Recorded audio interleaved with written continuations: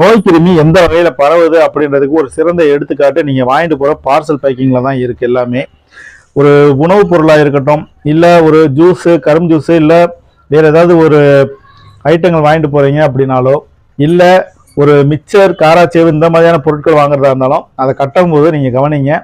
அந்த கேரி கவரை ஓப்பன் பண்ணும்போது நிறைய பேர் பார்த்தீங்கன்னா 2 பக்கம் செக் பண்ணிட்டு ஓப்பன் பண்ணிடுவாங்க. அந்த மாதிரி பண்ணால் பிரச்சனை கிடையாது. ஆனால் ஒரு சிலர் பார்த்தீங்கன்னா ஓப்பன் பண்ணால் வராதுன உடனே வாய் வச்சு ஊதுவாங்க.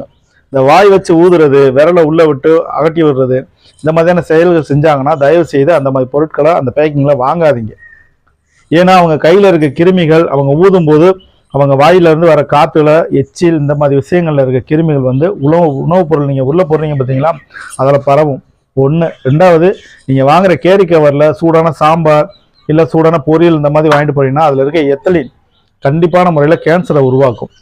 நீங்கள் ஒரு இடத்துல போய் கரும்பு ஜூஸ் கட்ட சொல்கிறீங்க அப்படின்னா அந்த கேரி கவரை அவங்க கையை வச்சு ஓப்பன் பண்ணாங்கனாலோ, இல்லை கையில் க்ளவுஸ் இல்லாமல் ரொம்ப ஃப்ரீயாக வேலை பார்த்துட்டு இருந்தாங்கனாலோ அந்த மாதிரி உணவுப் பொருட்களை குழந்தைகளுக்கும் நீங்களும் வாங்கி சாப்பிடாதீங்க, யாருக்கும் வாங்கி கொடுக்கவும் செய்யாதீங்க. இப்போ வந்து உணவுப் பொருள் பார்த்தீங்கன்னா ரொம்ப சாதாரணமாக எல்லா இடத்துலையும் பார்த்தீங்கன்னா உணவு பரிமாறும்போது கூட கையில் கவரும் போட்டிருக்க மாட்டாங்க, தலையில் வந்து கேரி கவரும் போட்டிருக்க மாட்டாங்க. ஸோ முடி விழுகிறதுக்கோ, தலையில இருந்த பொடுகு விழுகிறதுக்கோ, இல்லை பேன் விழுகிறதுக்கோ வாய்ப்பு நிறையா இருக்கும். நீங்கள் இந்த மாதிரி விஷயங்கள், சின்ன சின்ன விஷயங்களை கவனிச்சிங்கனாலே உங்களுடைய வாழ்நாளையும் உங்கள் குடும்பத்தினருடைய வாழ்நாளையும் நீங்கள் அதிகரிக்கலாம்.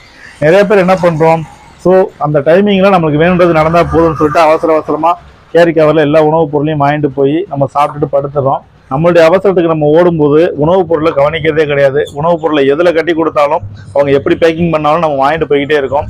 மூச்சு காற்றை நம்ம வாய் வழியாக விடும்போது எச்சில் மூலமாக கிருமிகள் பரவறதுக்கான வாய்ப்பு நிறையா இருக்கும். ஸோ கேரி கவரை விரலை விட்டு அகட்டி விடாமல், வாயில் ஊதாமல் ஓப்பன் பண்ணி பேக்கிங் பண்ணால் மட்டும் வாங்குங்க. கடையில் இருந்து பாலித்தீன் பொருளில் நீங்கள் வாங்கிட்டு போகிறீங்க அப்படின்னா அந்த உணவுப் பொருளை தவிர்த்துடுங்க.